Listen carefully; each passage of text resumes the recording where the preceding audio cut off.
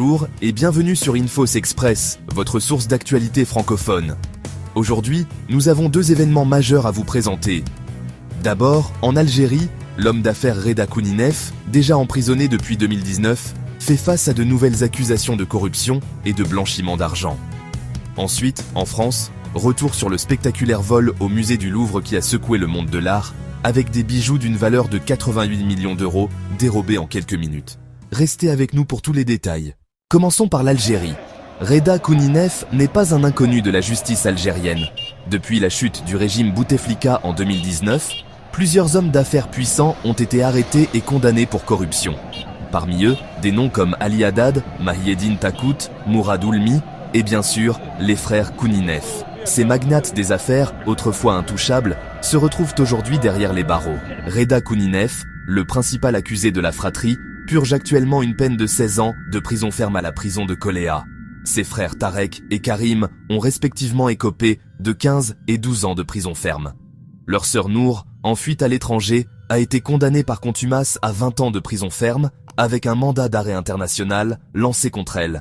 Les condamnations précédentes incluaient la confiscation totale de leurs biens, propriétés immobilières, véhicules, camions et l'ensemble des actifs de leurs entreprises.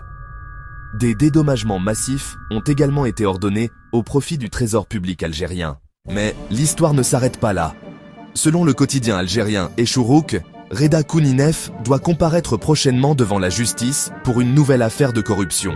Cette fois, il est accusé de blanchiment d'argent et de dissimulation de revenus d'origine criminelle. Les faits remontent à 2019. Kouninef aurait acheté un grand nombre d'arbustes rares, des espèces qui ne poussent normalement que dans les zones tropicales, auprès d'un exploitant agricole basé à Zeralda, à l'ouest d'Alger. Cet exploitant avait lui-même bénéficié d'avantages agricoles de l'État. Le juge d'instruction de la 6e chambre du pôle pénal de Sidi Mamed a transmis le dossier au service de programmation judiciaire. Kouninef, détenu à Koléa, a été officiellement notifié de sa mise en accusation et de son renvoi devant le tribunal. La date du procès sera fixée prochainement. Dans cette nouvelle affaire, Kouninef est poursuivi aux côtés de 3 autres accusés, dont le propriétaire de l'exploitation agricole, actuellement en fuite. Les charges sont graves, blanchiment d'argent à travers la dissimulation de biens et de revenus provenant d'actes de corruption, conformément à la loi algérienne numéro 0106, relative à la prévention et à la lutte contre la corruption. Le procureur de la République n'a pas fait appel de cette décision devant la chambre d'accusation du tribunal d'Alger, ce qui signifie que l'affaire suivra son cours normalement. Passons maintenant à la France, où un événement sans précédent a secoué le monde de l'art et du patrimoine. Le 19 octobre 2025, le musée du Louvre, l'un des monuments les plus visités et les plus protégés au monde, a été victime d'un braquage spectaculaire. Ce matin-là, 4 malfaiteurs ont réussi l'impensable, pénétrer dans la prestigieuse galerie d'Apollon et dérober 8 bijoux d'une valeur estimée à 88 millions d'euros. Leur méthode était aussi audacieuse qu'efficace. Déguisés en ouvriers, les voleurs sont passés inaperçus. Une fois à l'intérieur, ils ont brisé une fenêtre, forcé les vitrines de sécurité et se sont emparés de pièces exceptionnelles du patrimoine français. Parmi les objets volés, on compte un diadème et des boucles d'oreilles ayant appartenu à des reines du 19e siècle, un collier et des pendants d'émeraude de Marie-Louise, épouse de Napoléon Bonaparte, ainsi qu'un diadème de l'impératrice Eugénie. Le plus incroyable dans cette affaire, l'opération entière n'a duré que 7 minutes. Les inspecteurs l'ont qualifié de braquage roulé-boulé, tant la rapidité d'exécution était impressionnante. L'enquête a révélé des failles de sécurité inquiétantes. Les caméras externes n'avaient pas couvert le point d'entrée utilisé par les voleurs, leur permettant d'agir sans être immédiatement détectés. Cette révélation a provoqué un véritable tollé, soulevant des questions sur la protection des trésors nationaux français. Les forces de l'ordre n'ont pas chômé. Le 26 octobre, soit une semaine après les faits, 2 suspects ont été arrêtés. Le premier a été interpellé à l'aéroport Charles de Gaulle alors qu'il s'apprêtait à embarquer sur un vol à destination de l'Algérie. Le second a été appréhendé en Seine-Saint-Denis, préparant un départ vers le Mali. Les 2 suspects sont connus des services de police pour des vols antérieurs, ce qui a facilité leur identification. Cependant, à ce stade de l'enquête, 2 autres complices présumés sont toujours activement recherchés. Les autorités françaises sont réalistes quant au sort des bijoux volés. Elles reconnaissent que les objets pourraient être démontés pour en revendre séparément ou fondre les pierres précieuses et les métaux. Cette perspective rend encore plus urgente la récupération des pièces.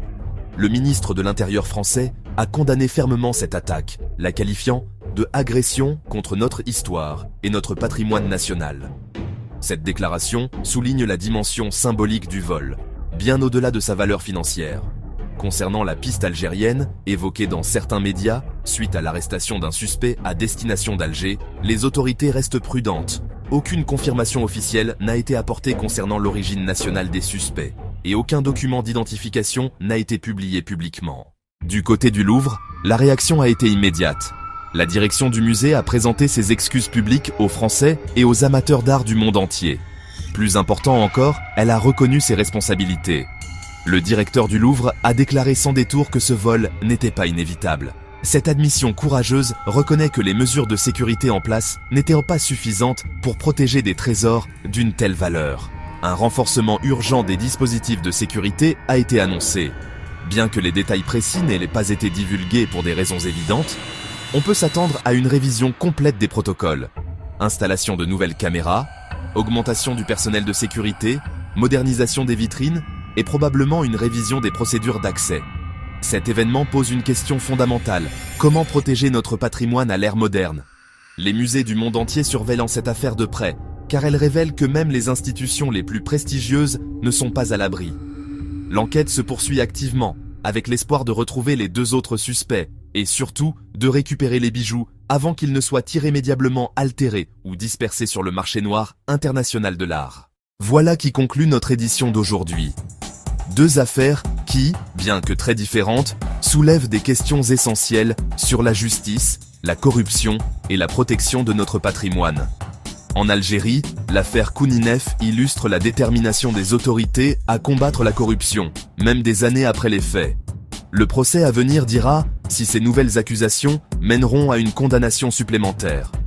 En France, le vol du Louvre reste un choc pour le monde de l'art. Avec 2 suspects arrêtés mais 2 autres en fuite et les bijoux toujours introuvables, l'histoire est loin d'être terminée. Nous continuerons à suivre ces 2 affaires et nous vous tiendrons informés de tous les développements. N'oubliez pas de vous abonner à Infos Express, d'activer la cloche de notification et de laisser un commentaire pour nous dire ce que vous pensez de ces actualités. Merci de nous avoir suivis et à très bientôt pour une nouvelle édition. Abonnez-vous à notre chaîne. Cliquez sur la cloche pour rester au courant de l'actualité algérienne.